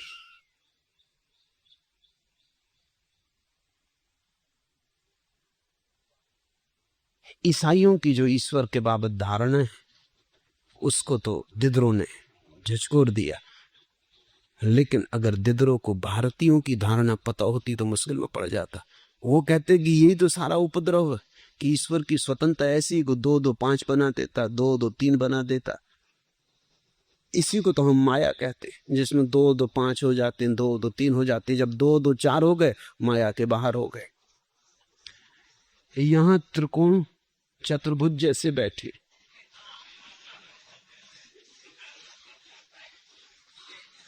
यहां बड़ा धोखा चल रहा है। यहां कोई कुछ समझे है, कोई कुछ समझे, जो जैसा है वैसे भर का पता नहीं रहा। 2 2 चांद नहीं रहे, एक बात पक्की, और सब हो गया। इसको ही हम माया कहते। माया को हमने परमात्मा की शक्ति कहा है। तुमने कभी सोचा है इसका क्या अर्थ होता है? माया को हमने परमात्मा की शक्ति कहा है। इसका अर्थ हुआ कि अगर परमात्मा चाहे तो अपने को भ्रम देने की भी शक्ति उसमें है, नहीं तो सीमित हो जाएगा। वो परमात्मा भी क्या परमात्मा जो सपना ना देख सके, तो उतनी सीमा हो जाएगी कि सपना देखने में असमर्थ। नहीं, परमात्मा सपना देख सकता है। तुम सपना देख रहे हो, तुम परमात्मा हो जो सपना देख रहा। जाग सकते हो, सपना देख सकते हो, और ये क्षमता तुम्हारी है। इसलिए तुम जब चाहो तब सपना देख सकते हो, और तुम जब चाहो तब जाग सकते हो। ये तुम्हारी मर्जी है कि तुम अगर जागे ही रहना चाहो तो तुम जागे ही रहोगे, तुम अगर सपने में ही रहना चाहो तुम सपना देखते रहोगे। मनुष्य की स्वतंत्रता अबाध है, आत्मा की शक्ति अबाध है। सत्य और स्वप्न आत्मा की 2 धाराएं हैं, उन 2 धाराओं में सब समाविष्ट है। तुम पूछते हो कि क्या पुनर्मिलन संभव है? पहले तो पुनर्मिलन कहो मत, पुनर्स्मरण कहो, तो तुमने ठीक शब्द उपयोग किया। फिर तुम पूछते हो कि क्या न बिछुड़ने वाला? उसकी गारंटी मैं नहीं दे सकता, क्योंकि वो तुम्हारे ऊपर निर्भर है, तुम्हारी मर्जी। तुम अगर उसे छोड़ना चाहो, भूलना चाहो, तो तुम्हें कोई भी रोक नहीं सकता। तुम उसे याद करना चाहो तो तुम्हें कोई रोक नहीं सकता। और इससे तुम परेशान मत होना। इससे तो तुम अहोभाव मानना कि तुम्हारी स्वतंत्रता कितनी, कि तुम परमात्मा तक को भूलना चाहो तो कोई बाधा नहीं। परमात्मा जरा भी अर्जन तुम्हें देता नहीं। तुम अगर उसके विपरीत जाना चाहो तो भी कोई बाधा नहीं, वो तब भी तुम्हारे साथ है। तुम जब विपरीत जाना चाहते हो तब भी तुम्हें शक्ति दिए चला जाता है। सूफी फकीर हसन ने लिखा है कि मैंने एक रात परमात्मा से पूछा कि इस गांव में सबसे श्रेष्ठ धर्मात्मा पुरुष कौन है? तो परमात्मा ने मुझे कहा कि वही जो तेरे पड़ोस में रहता। उस पे तो कभी हसन ने ख्याल ही न दिया था। वो तो बड़ा सीधा साधा आदमी था। सीधे साधे आदमियों पर कोई ख्याल देता? ख्याल तो उपद्रवियों पर जाता है। सीधा साधा आदमी था, चुपचाप रहता था, साधारण आदमी था, अपनी मस्ती में था, न किसी से लेना न देना, किसी ने ख्याल ही न दिया था। हसन ने कहा यह आदमी सबसे बड़ा पुण्यात्मा। दूसरे दिन सुबह गौर से देखा तो लगा कि बड़ी प्रभा है इस आदमी की। दूसरी रात उसने फिर परमात्मा से कहा कि अब एक प्रश्न और, ये तो अच्छा हुआ आपने बता दी, पूजा करूंगा इस पुरुष की, नमन करूंगा इसे, ये मेरा गुरु हुआ। अब एक बात और बताना, इस गांव में सबसे बुरा कौन आदमी जिससे मैं बचूं? परमात्मा ने कहा वही तेरा पड़ोसी। ये जरा उलझन की बात। परमात्मा ने कहा मैं क्या करूं? कल रात वो अच्छे भाव में था, आज बुरे भाव में, मैं कुछ कर सकता नहीं।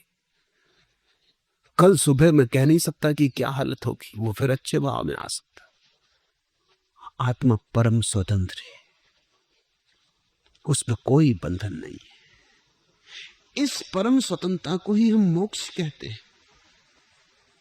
मोक्ष में यह बात समाविष्ट है कि तुम चाहो भूलना तो तुम्हें कोई रोक नहीं सकता। वो मोक्ष भी क्या मोक्ष होगा जिसके तुम बाहर निकलना चाहो और निकल ना सको। मैंने सुना है कि ईसाई पादरी मरा, स्वर्ग पहुंचा, तो बड़ा हैरान हुआ। कई लोग उसने देखे जंजीरों में, बेड़ियों में बंधे पड़े। उसने कहा ये मामला क्या है? स्वर्ग में वो जंजीरें बेड़ियां। उन्होंने कहा ये वापस, ये अमेरिकन वापस अमेरिका जाना चाहते, ये कहते वहीं ज्यादा मजा था। इनको हथकड़ियां डालनी पड़ी क्योंकि ये तो जरा सुख स्वर्ग की तौहीन हो जाएगी। ये कहते हैं स्वर्ग में हमें रहना नहीं, हमें वापस अमेरिका जाना, वहां ज्यादा मजा था। इन अप्सराओं से बेहतर स्त्रियां वहां थी, शराब इससे बेहतर शराब वहां थी, मकान इससे ऊंचे मकान वहां थी। भी तुम कहां के पुराने जमाने के मकानों को बना के बैठे? अब स्वर्ग के मकान है, दकियानूसी है, समय के बिल्कुल बाहर पड़ गए। उनके इंजीनियर, उनके आर्किटेक्ट 10-25 साल पहले बनाए थे, वो चल रहा है। कहते हैं हम अमेरिका जाना, तो इनको हमें बांध कर रखना पड़ा। अगर ये भाग जाएं और अमेरिका पहुंच जाएं तो स्वर्ग की बड़ी तौहीन होगी, फिर स्वर्ग कोई आना कैसे चाहेगा? लेकिन स्वर्ग क्या रहा अगर वहां हथकड़ियां डली? इससे तो फिर नरक बेहतर, कम से कम हथकड़ियां तो नहीं। एक बात ध्यान रखना, स्वतंत्रता यानी स्वर्ग, मुक्ति यानी मोक्ष। तुम अपनी स्वतंत्रता से जहां हो वही मुक्ति है। और ये अंतिम घटना है, ये अंतिम बेशर्त बात है, इसके ऊपर कोई शर्त नहीं। तो अगर किसी मुक्तात्मा की मर्जी हो जाए कि फिर वापस लौटना संसार में, तो कोई रोक सकता नहीं। लौटती नहीं मुक्तात्माएं, ये दूसरी बात है। लेकिन अगर कोई मुक्तात्मा लौटनी चाहे तो कोई रोक सकता नहीं, क्योंकि कौन रोकेगा? और अगर कोई रोक ले तो मुक्तात्मा मुक्त कहां रही? तुम निकलने लगे स्वर्ग के दरवाजे से, उन्होंने कहा रुको, बाहर न जाने देंगे, ये स्वर्ग है, कहां जा रहे हो? ये स्वर्ग इसी क्षण समाप्त हो गया। मैं तुमसे ये नहीं कह रहा हूं कि मुक्त आत्माएं लौटती हैं, मैं ये कहता हूं कि लौटना चाहें तो कोई रोक नहीं सकता। इसलिए मैं तुम्हें गारंटी नहीं दे सकता। तुम अगर लौटना चाहो तो मैं क्या करूंगा? तुम अगर परमात्मा को भूलना चाहो तो मैं क्या करूंगा? मैं सिर्फ तुम्हारी पूर्ण मुक्ति की घोषणा करता हूं।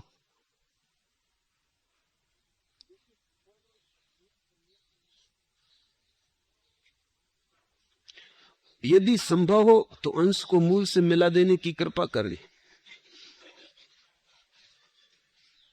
बहुत सस्ते में तुम्हारा इरादा है। तुम ये कह रहे हो कि तुम तो मिलना नहीं चाहते, कोई मिला देने की कृपा करे, ये कैसे होगा? अगर तुम मिलना चाहते हो तो ही मिलना हो सकता है।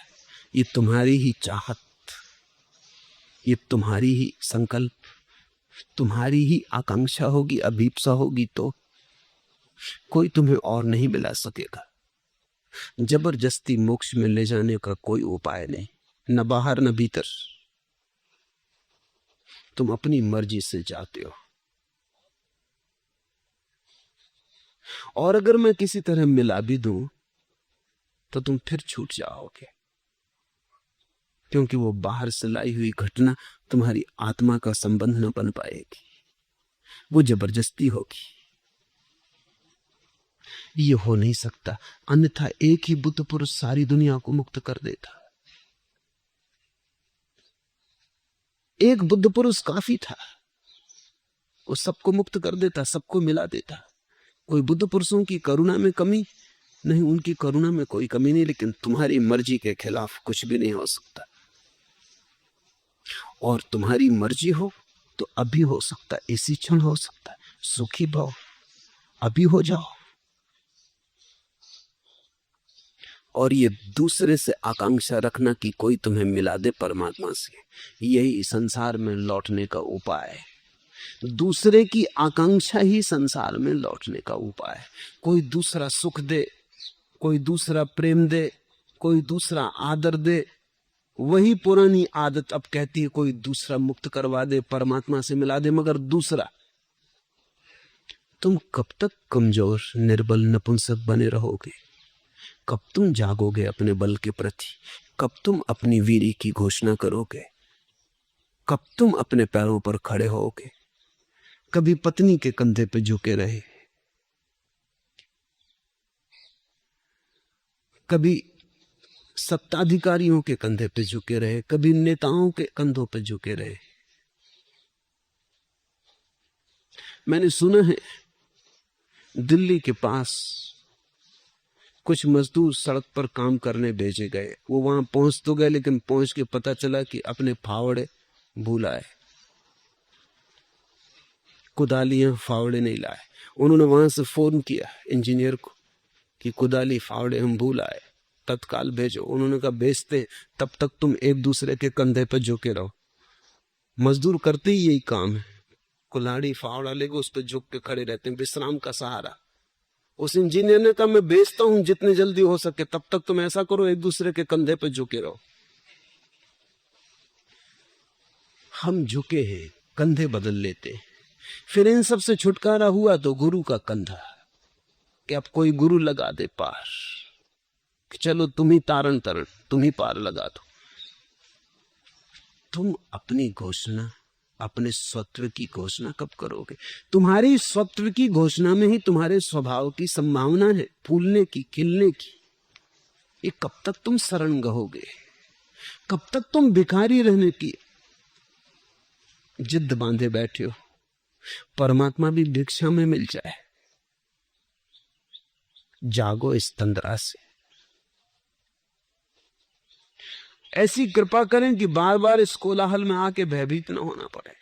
इस कोलाहल में तुम आना चाहते हो इसलिए आते हो, और मजा यह है कि तुमको अगर एकांत में रखा जाए तो तुम भयभीत वहां भी हो जाओगे। कौन तुम्हें रोक रहा है? भाग जाओ हिमालय, बैठ जाओ एकांत में, वहां एकांत का डर लगेगा, भाग आओगे कोलाहल में वापिस।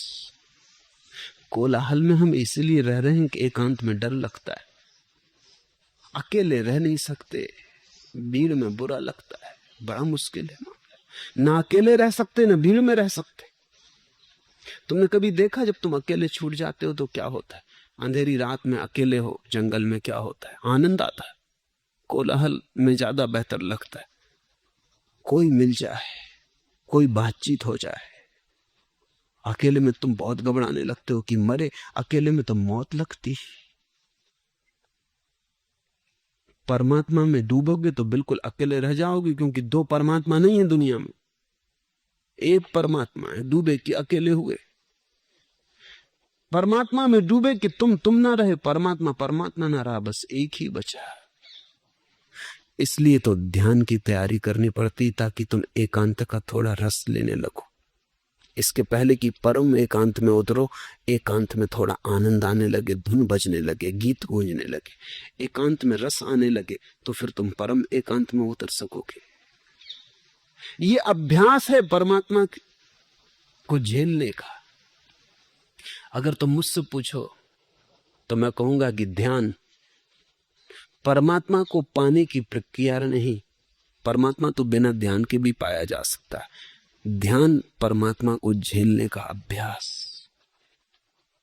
ध्यान पात्रता देता है कि तुम झेल सको। परम एकांत उतरेगा, फिर तुम बिल्कुल अकेले रह जाओगे। फिर न रेडियो, न टेलीविजन, न अखबार, न मित्र, न क्लब, न सभा समाज, कुछ भी नहीं। बिल्कुल अकेले रह जाओगे। उस अकेले की तैयारी। मैं तो तैयार हूं तुम्हें कोलाहल के बाहर ले चलूं, लेकिन तुम तैयार हो? तुम अकेले में भी बैठते हो तो तुम्हारे सिर में कोलाहल चलाने लगते हो। जिन मित्रों को घर छोड़ा है उनसे सिर में बात करने लगते हो।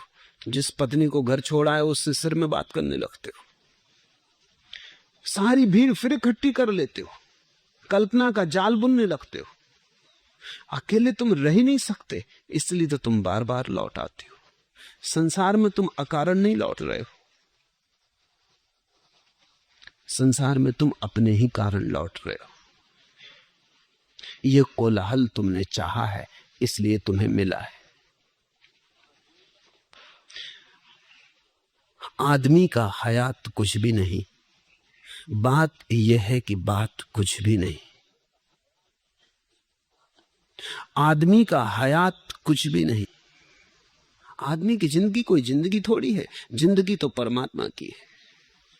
बात यह है कि बात कुछ भी नहीं। आदमी तो बेबात की बात है।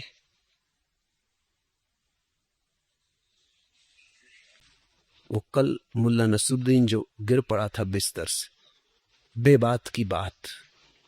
लड़का हुआ नहीं था, उसके लिए जगह बना रहे थे, उसमें गिरे, टांग टूट गई।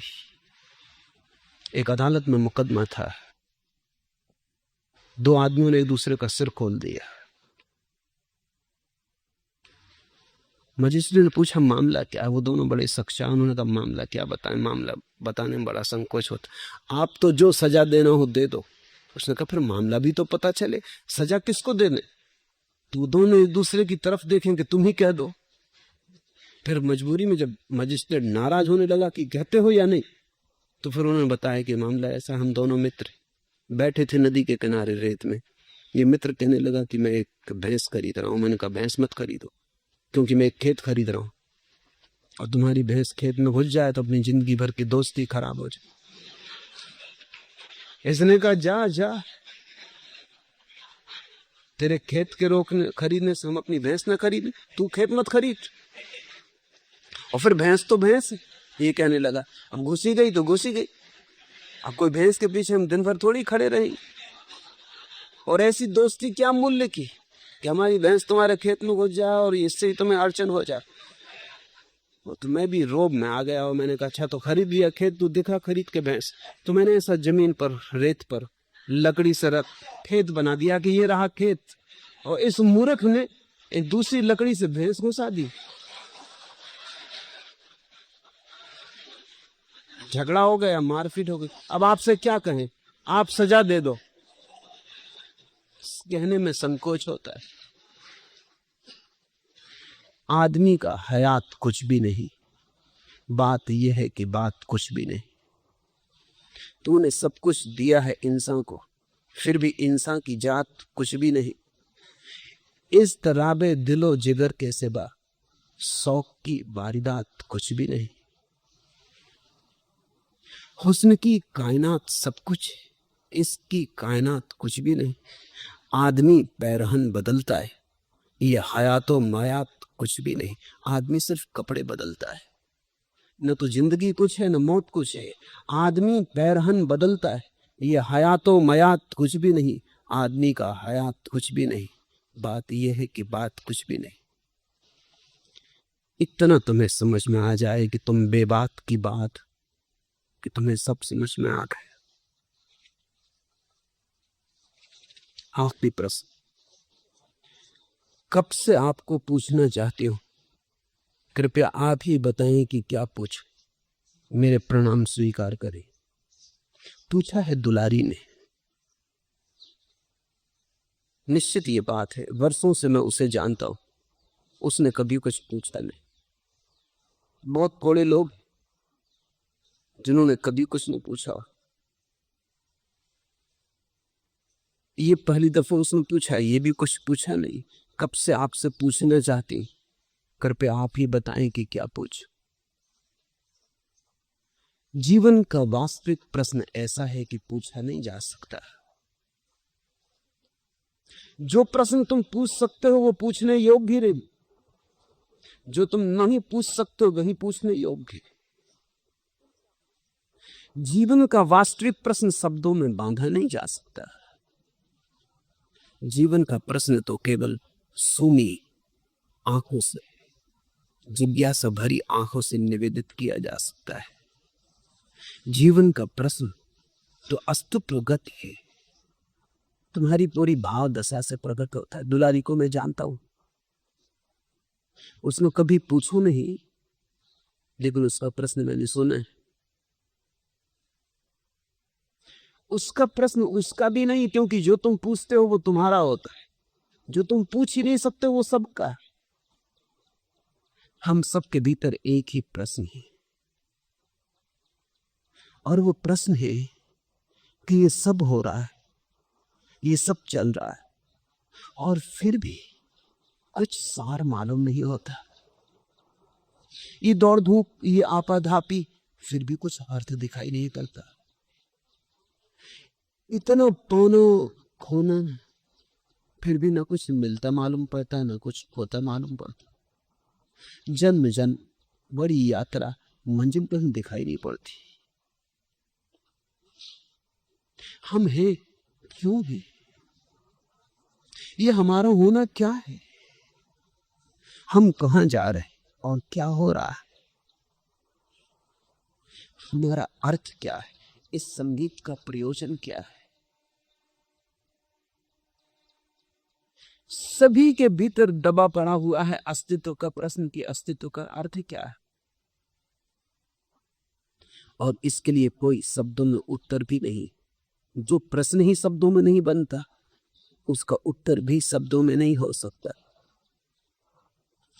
ये जो भीतर है हमारे, कहो साक्षी, दृष्टा, जीवन की धारा, चैतन्य, जो भी नाम चाहो।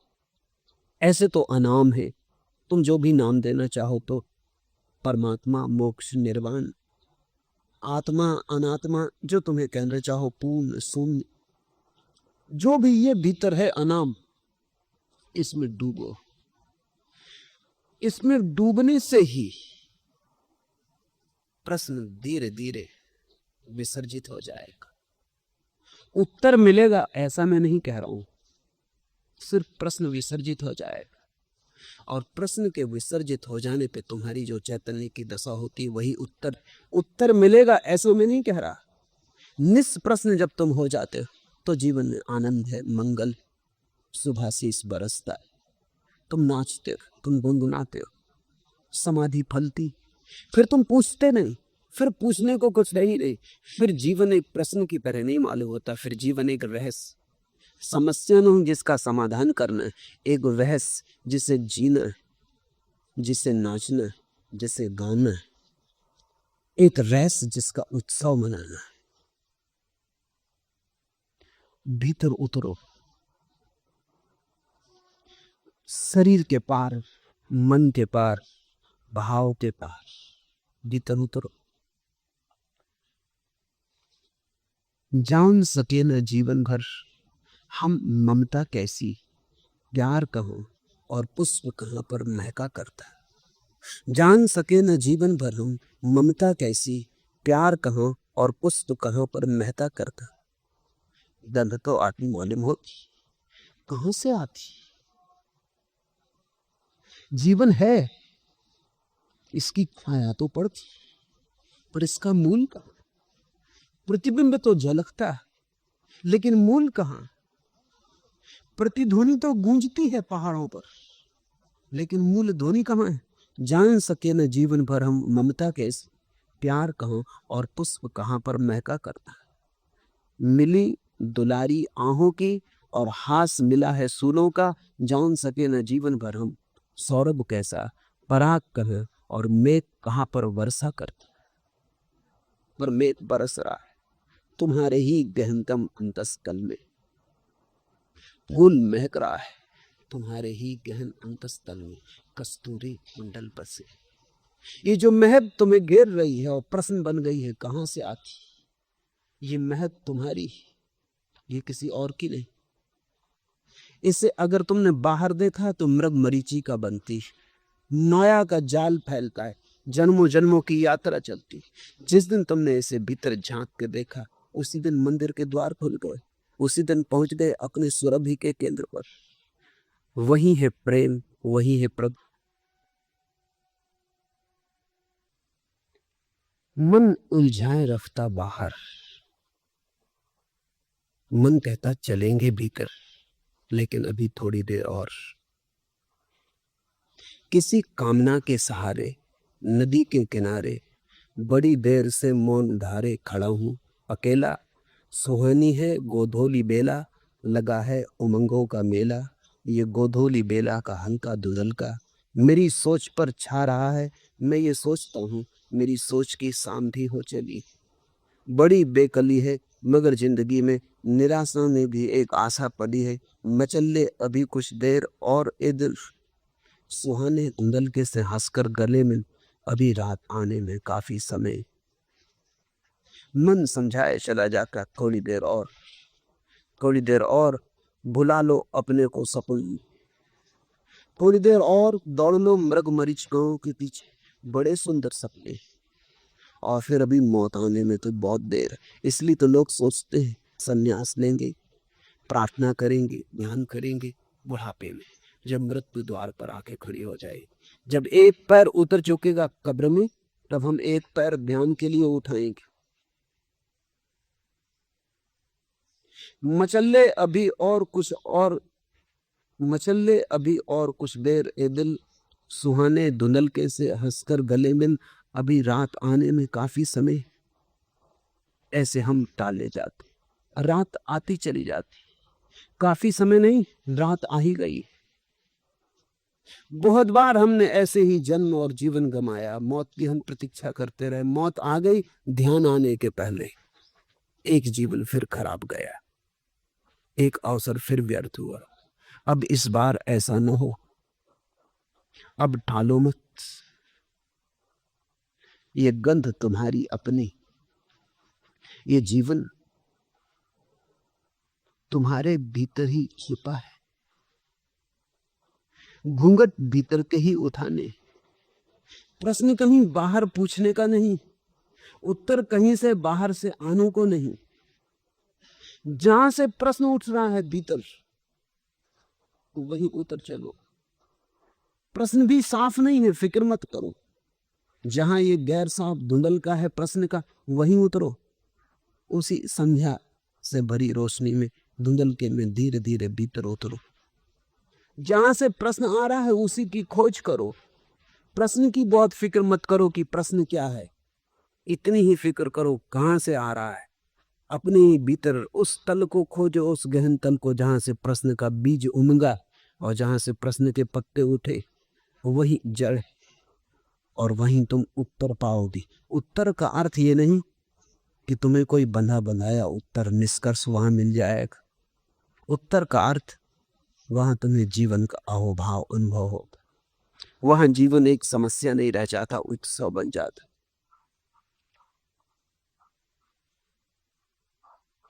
एक चिकना मोम जिसमें मुखर तपती वासनाएं दाहक होती लीन होती, उसी में रवहीन तेरा गूंजता है छंद, रिक्त विज्ञप्त होता है। एक चिकना मोम जिसमें मुखर तपती वासनाएं दाहक होती लीन होती, वहीं भीतर एक मौन, एक शांति, जिसमें सारी वासनाओं का ताप धीरे धीरे खो जाता और शांत हो जाता। उसी में रवहीन तेरा गूंजता है छंद। फिर कोई स्वर सुनाई नहीं देते, सिर्फ छंद गूंजता है, शब्दहीन स्वरहीन छंद, शुद्ध छंद गूंजता है। वह छंद हृत विज्ञप्त होता है, वही जीवन का सत्य प्रकट होता है, हृत विज्ञप्त होता है। एक काले घोल की सी रात जिसमें रूप प्रतिमा मूर्तियां सब पिघल जाती, ओट पाती, एक स्वप्नातीत रूपातीत पुनीत गहरी नींद की, उसी में से तू हाथ, उसी में से तू बढ़ाकर हाथ सहसा खींच लेता है, गले मिलता है। छिपा है परमात्मा तेरे भीतर। उतरो थोड़ा, छोड़ो मूर्तियों को, विचारों को, प्रतिमाओं को, धारणाओं को, मन के बुलबुले।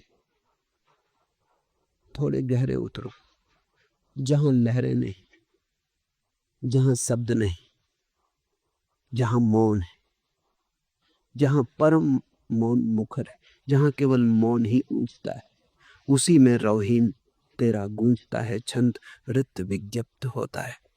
उतरो वहां, उसी में से तू बढ़ाकर हाथ सहसा खींच लेता है, गले मिलता है, वही है मिलन। तुम जिसे खोजते हो तुम्हारे भीतर छिपा है।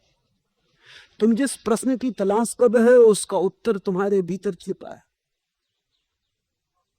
जाको, इसी छू भोगों से। अष्टावक्र के सारे सूत्र एक ही खबर देते, पाना नहीं है उसे, पाया ही हुआ है। जागो और भोगो। हरिओम तत्सत। आज इतना है।